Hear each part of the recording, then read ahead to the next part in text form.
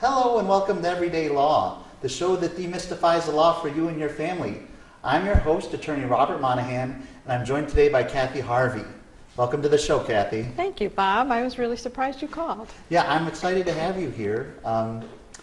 You're a former client of mine, and you were a client on one of the most tragic and inspiring cases I've ever worked on, and that's why I really thought of you and wanted to have you on my show. Your story or your case was tragic because it involved the death of your daughter in a car accident. But it was inspiring because of the way you and your husband handled it and forgave the driver in a ceremony at a church. And I was really impressed with that. And now I know that you go around the Midwest giving talks to groups about forgiveness and its power. Is that right? That's right. Yeah. And I was giving a talk at a church. It was to a men's group. The talk was about wills, wills and trusts and estates. But I started the talk by saying that we lawyers aren't all snakes. We're not all evil. We're not all sharks. And I was trying to say that we get to see a whole spectrum of humanity in our work. And one of the most powerful things I've ever seen was that ceremony that we had in the church where we gathered with the lawyers and you and your husband and the young man who had struck and killed your daughter, and he read a letter to you, and you embraced and forgave him. How did that come about? How did that ceremony? Well, first, why don't we start with talking about how your daughter was killed and how you found out about that? Okay. Because that's really how things began in our relationship. Right. I came home from work one day, and it was dance class night for my granddaughters. So our daughter and two granddaughters, her daughters, lived with us, and she didn't drive. She had a medical condition. So I rushed home so I could take everybody to dance class. She was a stickler for being on time, so I was really kind of in a hurry. And I dashed in the house just a few minutes late, but still in time for the lesson, and nobody was home. And I thought, well, that's odd. Well, maybe she thought I'd be late, and she called a neighbor. So I texted her saying, hey, I'm home. And I waited a few minutes. I didn't hear from her. I called. And I thought, well, if someone's driving her, if she got the neighbor to drive her, she would be hands-free to answer the call. And she didn't answer the call. And I thought, well, that's odd. But I didn't think anything of it. Yeah. She was very independent.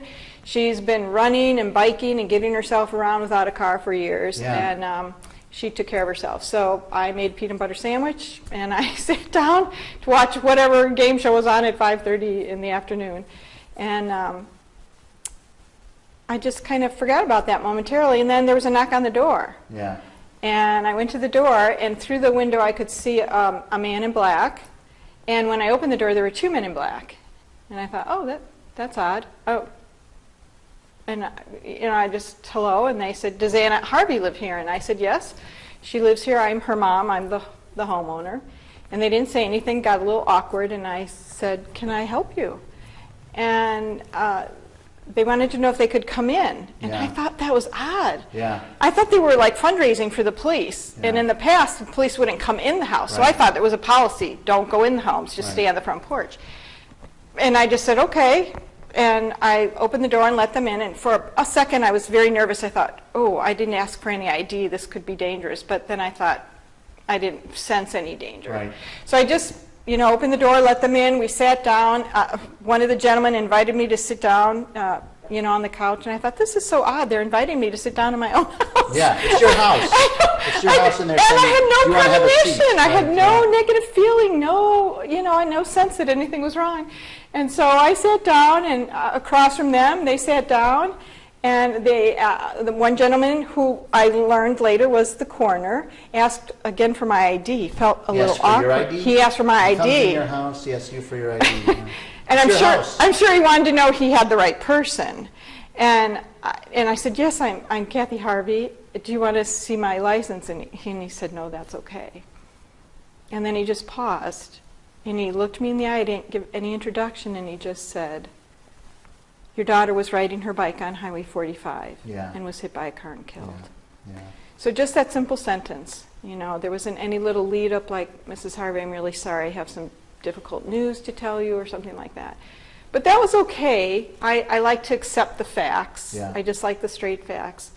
And I looked at him and I thought, did I just hear what he said? Right. And the words repeated themselves kind of in my brain, and I, in about the first 4 seconds, you know what my first emotion was? Shock, disbelief, horror, what? In the first 4 seconds, I actually felt relief for Anna. Oh.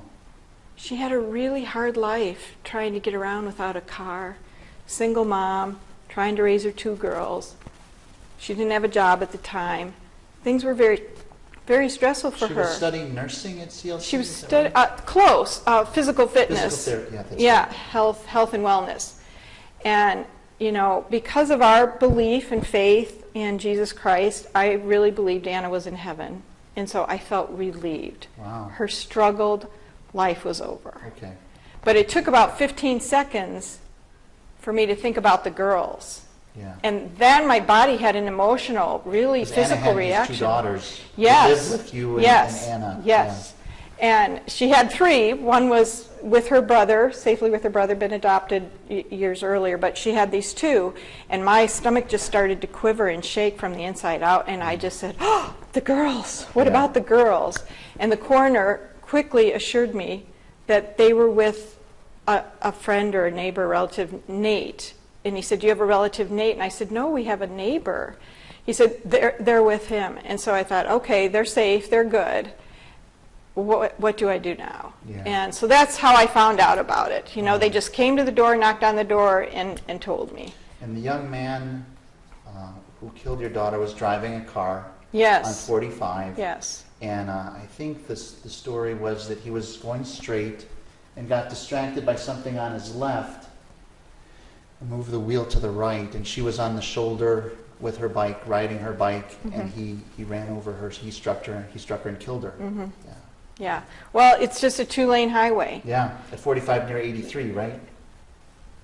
45 in Grand. 45 in Grand, that's right. Right. And, you know, I asked the coroner, I said, what distracted him? There's nothing there. There's an There's empty some construction or farmer's something? field. Was that No, what it was yeah. May, and nothing was growing. It was just an empty field. And he just looked at me. He wouldn't say anything. And I said, did a flock of geese fly up from the field and distracted him, you know? And he just didn't say anything. So it wasn't until I saw his report several months later that I found out what distracted him.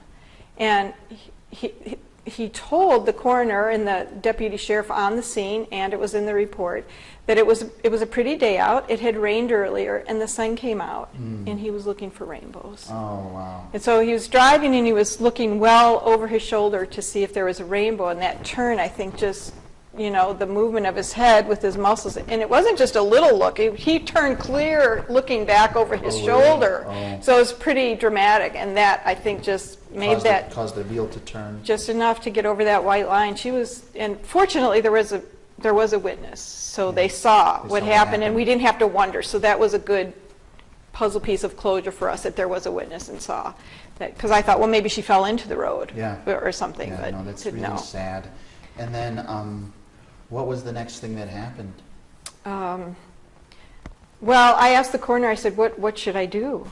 I needed something to do with all this. I wanted them to leave. I wanted to cry and sob, but I didn't want to cry in front of them. But they didn't want to leave me till somebody came. To be with you. And unfortunately, my husband was a 45-minute drive away, and the girl's father was an hour and 15 or more in Chicago traffic at that time of day. So they waited with me, and he said, you should make some phone calls. So I called the dad first. I wanted to be real careful in this internet age and social media that the right people got told in the right order so it would be appropriate. Yeah. So I called the dad first, Okay. the girl's dad, and I told him. And he was very, very kind, and he said he'd be right there. And then we hung up, and I called my husband. And I was really glad to get a hold of him because he's in a big plant setting, and it's very difficult. I never call him at work only for an emergency. That is so sad. And fortunately, I got a hold of him right away, and it was a clear phone call. And I asked the coroner, I said, should I tell him on the phone? He said, no, don't tell him. Okay. So I didn't. All right, we have to take a break now. But Okay. We'll be right back, okay? Hi, and welcome back. We're just about to talk about the forgiveness ceremony that Cathy Harvey had with the young man who killed her daughter with his car in an accident. Cathy Harvey's a client of mine, and there was a forgiveness ceremony at a church. And I remember when I first heard about Cathy wanting to forgive the young man who had killed her daughter, I was stunned.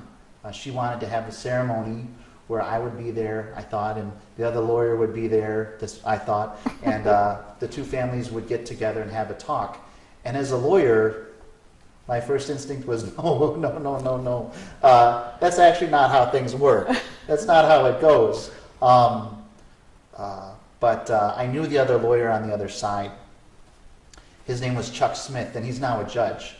And we talked on the phone about it, and when I told him that your concern, Cathy, was for the young man who'd killed your daughter and the guilt he'd have to live with for the rest of his life, knowing that he'd killed someone, and that your concern was forgiving him so that he could get on and move past that guilt.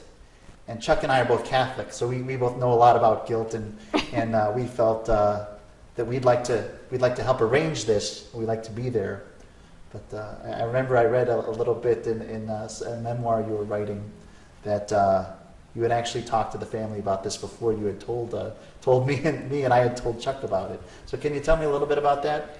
Yeah, the day after we buried Anna, and 1 week after she passed away, and all the hullabaloo died down, and all the company was gone, and the house was quiet, the girls were with their dad, I just sensed a very strong urge. I call it a still small voice, but it was very urgent, and it said, call the mom. Of the boy? Mm-hmm. How did you know his number? I found it on the immediate accident report that we got, the one-page one. Now, there was a 27-page one, that's different, but just the one-page one showed the driver and his contact information. Yeah. And I had this... That's very good, very good detective work. That's what we do as lawyers, Yeah. So I got the number, and I thought, I don't even know if anybody's home at 2 in the afternoon. Who's home? Everybody works. So I quieted myself with some music, and I sat down by myself in the living room. I dialed the number, and a lady answered. And I wasn't sure how to pronounce their name, and I said, is this the so-and-so residence? And she, yes, who is this? And I said, this is Cathy Harvey, Anna Harvey's mom. And it got real quiet, and I thought, oh, she recognizes my name. Yeah. I said, I want you to know I'm not calling to call about the case, but I just want you to know that we're going to be okay. Yeah. And we want you to have a happy Mother's Day. It's okay to have a happy Mother's Day, because Mother's Day was coming up, and I thought, oh my goodness, how does she feel, with this hanging over their head? Yeah.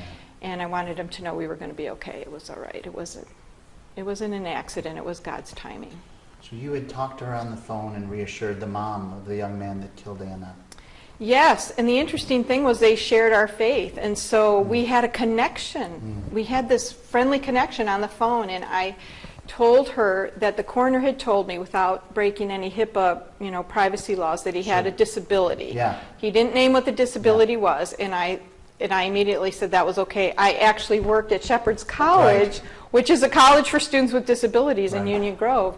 So we had a lot of compassion for him. My aunt had cerebral palsy. I grew up with, handicapped. And so this compassion was just built into our life from many years. So I told her, I said, we're really concerned. When I heard that your son had a disability, I'm wondering how he's going to process this. Yeah. And does he like to process it by being quiet and just parking it away? Does he want to write a letter? Does he want to talk to the girls?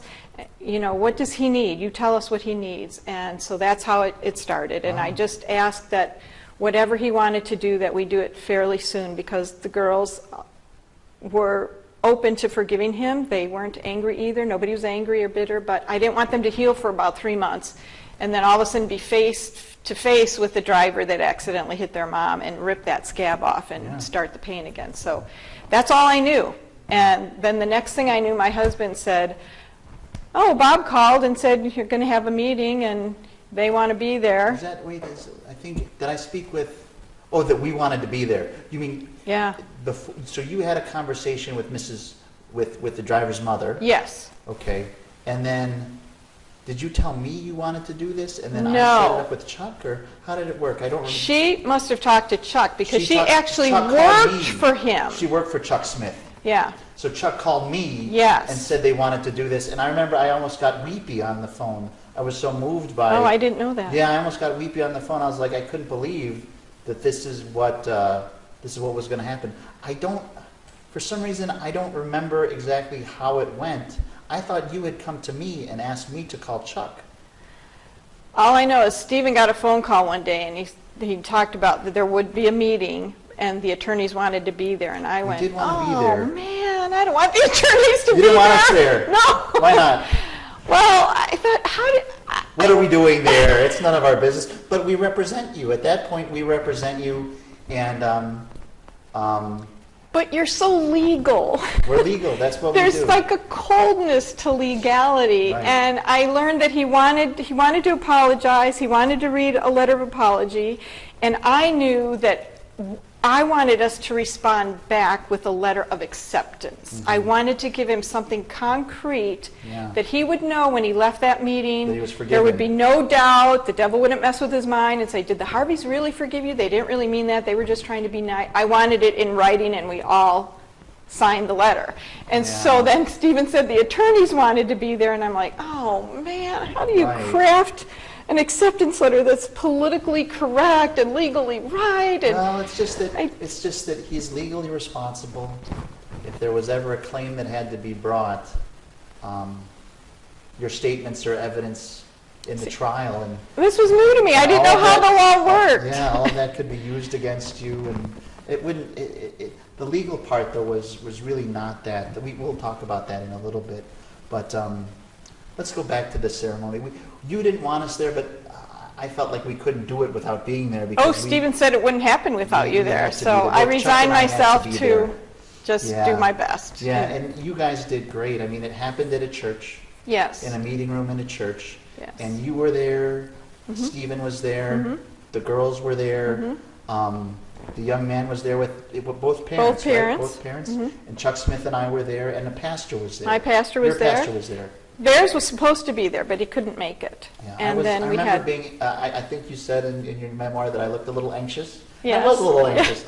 This is like I said. This was unusual to the last decimal place. This was unusual to the nth degree. I think. When usually vengeance and punish the kid, and forgiving the kid is usually the last thing that parents are thinking, that the parents of the deceased person are thinking of that quickly after the death. Yeah.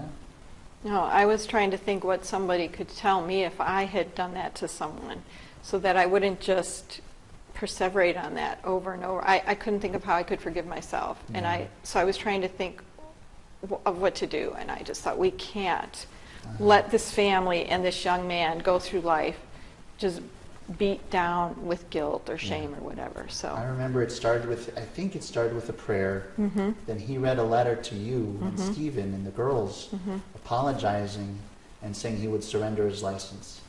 yeah, it was so sweet. It was so sweet. He did that the day of the accident. He surrendered his license the day of the He accident. told the deputy sheriff, he He said, wanted to surrender his license. I have a driver's license, but I think I should probably give it up Yeah. now. And he Yeah. did, yeah. Yeah. Very, very sweet half note he read to us, and then we read our acceptance letter back. And I Yeah. wanted to make sure we said we forgive And you gave them flowers. We accept. Yeah, I wanted something for the mom, because Yeah, you moms gave mom carry flowers, the yeah. emotional burden of their kids, families. yeah. And I remembered how I was ministered to after the funeral by flowers. So 2 days before the meeting, the word flowers came to mind. So I went online and I looked at what flowers mean.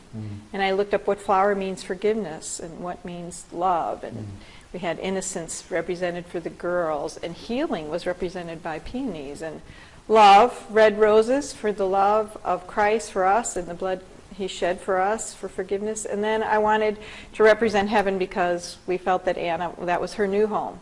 And that was lilies of the field, because one of their common names is ladder to heaven. And I thought, well, that's just perfect to circle the whole bouquet. I remember saying afterwards that I felt the presence of God in that room. Wow. I really felt the presence of God in that room where you embraced where you and Stephen and the young man embraced. You know, you, the parents who'd lost a daughter, and the young man who was responsible for killing her, embraced and forgave. You forgave him, and it was beautiful. My pastor said the same thing about God in the room, Yeah. and I think I was so focused on, making sure we heard him and we read our letter that I didn't really notice. Maybe I was too nervous, but I'm really glad that you sensed that. As a lawyer, it was very, like I said, it was very unusual, very out of the ordinary, and very special. It was a special thing that happened. Like I said, that as a lawyer, you get to see a whole spectrum of events, and that was, I think, one of the most powerful and profound things I'd seen. Oh. Well, that's the power of God. Amen. And the power of forgiveness. The power of forgiveness and the power of God. Mm-hmm. Hi, and welcome back. I'm here with Cathy Harvey, and we were talking about the forgiveness ceremony, which I was saying was one of the most special and profound things I've ever witnessed as a lawyer. A mom and dad forgiving the young man who killed their daughter by accident, but who was carrying the weight of guilt with him. And you and your husband had a little ceremony in a church where you took that weight of guilt off him to help him move on with his life. And that was really compassionate, very loving, and really the power of forgiveness is, I think, amazing. But then you went somewhere different. Then you went to the legal courts, right? Because it wasn't over. It wasn't over. And there was a legal issue that I helped you with that we'll talk about at the end a little bit. But there was also a criminal case against the young man. And forgiveness doesn't always rear its head in a criminal case. Tell me a little bit about what you thought about that. This was all new to me. It was all new to you, yeah. I didn't understand. The last question I asked the coroner before he left our house was, what happens now? Yeah. Does the driver get a ticket? Does he get a fine? Does he go to jail? Yeah. And the coroner said, well, one or all of the above. It depends on what the state attorney wants to do. Right, and here's something that's really interesting that not everyone knows. First of all, before we get to that, you said there's something different. When we spoke before at coffee, there's forgiveness, and then there's consequences. Thank you for bringing that up. I think that's a really important distinction. So you forgave the young man, and you had a ceremony where you forgave him, but that wasn't the end of it really. I mean, there still are consequences, and I think that distinction maybe was lost on a lot of people as the case advanced.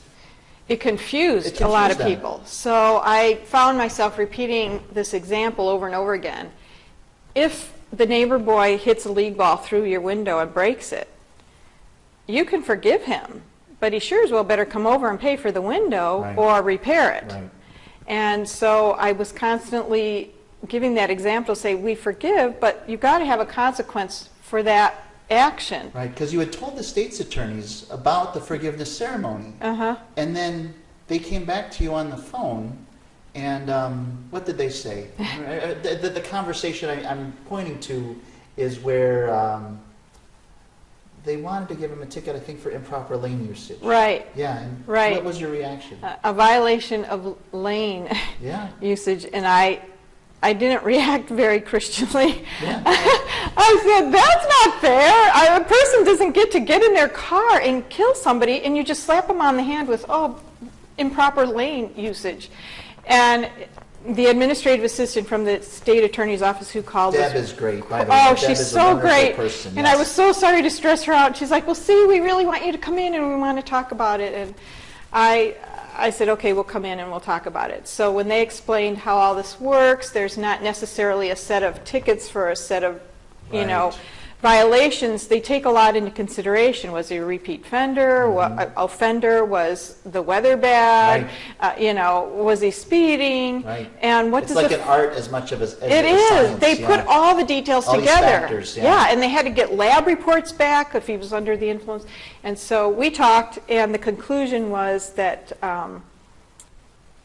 they gave him 2 tickets. Yeah. One for the lane change violation and one for not keeping his vehicle under control and then hitting somebody. And then you were in front of let me say, you asked for a certain number of service hours, for community service hours for him. Now, you Yes. never ever wanted him to go to prison or anything like No. that. No, No. of course not. Of course No. not. But you wanted consequences that were commensurate with what Yes. had happened, but not prison, right? I mean, you didn't Right. want that. Yeah. And he needed consequences so he could feel he paid his He paid his debt. debt. So what I asked for, because I knew he didn't have a job, and now he doesn't have a car Yeah. to go to a job, Yeah. was if they could trade out whatever the financial fine would be Yeah. for community service hours. And then while I was writing a follow-up letter to the state attorney after our meeting, thanking him for his work and his help, I just got the idea in my head, well, our daughter was 34 years old when she passed away, and she actually had 3 daughters. What if we multiplied 34 years times 3 daughters, and it came up to 102 hours? And I said, That's what you wanted as couldn't community we service. do that? And the state attorney said, we'll ask the judge. And the reason, the thing that we'll ask the judge, and we'll get to the judge in a minute, but when you have a crime or something that someone can be charged with, it's no longer the victim's call. I didn't know Isn't that that. interesting? Yes. It's the state's attorney representing the state of Illinois, the people of the state of Illinois, that brings the charges. And you can make your suggestions, you can make your recommendations, but in the end, the decision lies with them. And I was And the learning judge. that as I went. And what I learned was, if you ask, you might get it. Everything I asked for Yeah. got a positive Mike response. Muirheim, I think, was the state's attorney then, and Yes. he does a great job. Yeah, yeah. But then you were in front of the judge, and it's Judge Peconiak, who I know. I'm going to use his name on the show here. I don't know. Peconiak. Yeah, he's great. He's great. And, he's a big guy, and he's a little bit of a stern guy on the bench. I mean, he doesn't really crack a smile. No. He's businesslike and gets it done. Yes. And, you were in the courtroom waiting for him to finish his call, and then the state's attorney went back to speak with him, with Chuck Smith, Yes. in his chambers, and he came out, and I think you said he almost shed a tear talking to you No, about no. No, he's not. Let's not exaggerate. I was the one going to You were shed one a shedding tear. tears, okay. He came out of his chambers because they wanted to explain some of those details before he heard the case, that we Okay. had met. Well, they went to his chambers. Chuck Smith and the prosecutor went to Judge Peconiak's chambers to tell him about the forgiveness ceremony. Yes, basically. and the letter I'd written them And the and letter. the request for community hours. And he came back out, and what did he say? Well, I thought he looked a little bit softer when Yeah, he came back out. But what surprised me was, not only did they call the driver and his parents up to the bench, they called me up. Yeah. And I didn't want to go. Yeah. Yeah, not me. But they insisted, so I went. And the judge said, Mrs. Harvey, your attorneys have explained to me about the meeting and your letters. And this is a horrible thing that has happened. And in all my years on the bench, I have never heard of forgiveness. And you have restored my enthusiasm for my job. That's nice. Yeah. And he was looking at me like he wanted a response, and I was afraid to say anything, Yeah. because the rule is when the judge is behind the bench, you can't talk. And I was trying not to cry, and I didn't want to cry in court. Oh. And I was wishing somebody handed me a movie script so I would know what to say at that point. I had nothing noble and wonderful to say, but he was waiting for a response. So finally, I just gave him just a nuance of a look with my eye and a nod, and he accepted that like, Good. I said thank you. And then Yeah. he went back to that stern judge mode and addressed the driver and his consequences and understand why you have this unusual number Yeah. of community Yeah. hours, and they were very agreeable, and Okay. we went. Well, from Kathy, we have to wrap up here. Ah, I know okay. you wanted to talk about what a great attorney I was, but that would take more time than we have. Oh, okay? and you were so helpful and so kind and so considerate and so It's been a patient. pleasure to have Thank you you on so the show. much. Okay, thanks for coming on. Thank you, Like I Bob. said, I agree with Judge Peconiak. That story is inspiring and sometimes really keeps me going on the job, to think about the good things that I get to see as a lawyer, as well as dealing with the tragedies. Well, praise God. That Praise was a God, result amen. of His love. Amen. So you've been watching Everyday Law, the show that demystifies the law for you and your family. Thanks for tuning in, and everyone have a good night.